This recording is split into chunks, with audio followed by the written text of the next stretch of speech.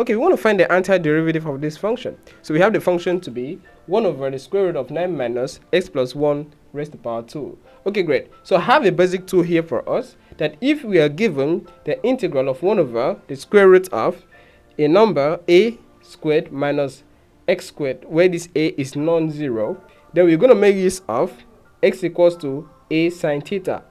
So you take note of this. This is just a number and this is just x, or maybe any function of x, right, and has been squared, both of them under the square root sign. So we're going to take a to be x to be a without the square and then sine theta.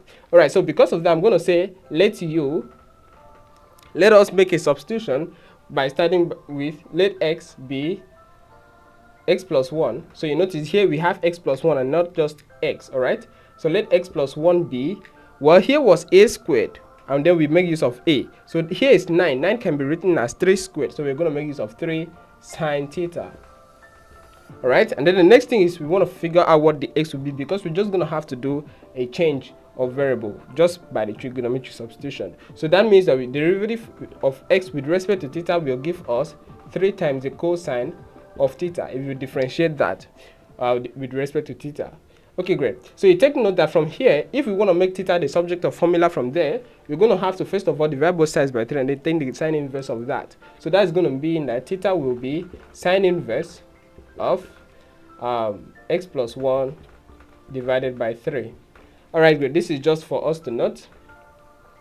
Okay, so with that, this integral will become the integral of 1 over what we're going to put down as the square root of 9 minus.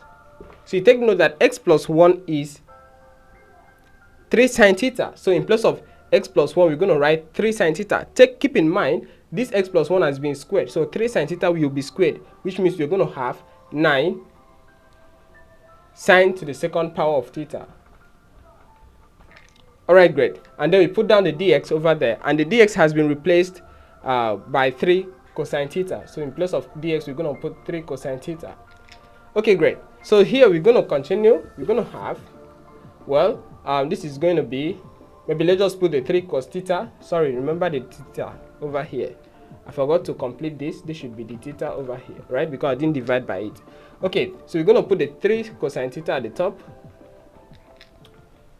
And then we're going to divide this by. Now you take note that this 9 and the 9, they are both common in the denominator, right? Or even under the square root. So if we factor out the 9 from the square root, take note that it's going to become 3. If you factor out 9 from this square root, then we're going to be left with the square root of 1 minus sine squared of theta.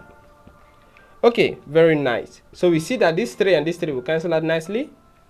So we're going to have the integral of cosine theta divided by, now 1 minus sine squared of theta, of course, it is also cosine squared of theta.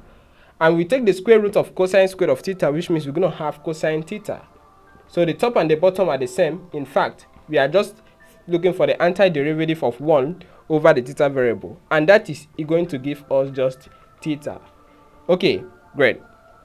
And now that we have theta, that's not where we started. We started with the x variable. So we need to get back to the original variable. And that means we're going to have, well, what is theta from this substitution? We already thought, we've already found out what theta is. And theta is sine inverse of x plus 1 over 3.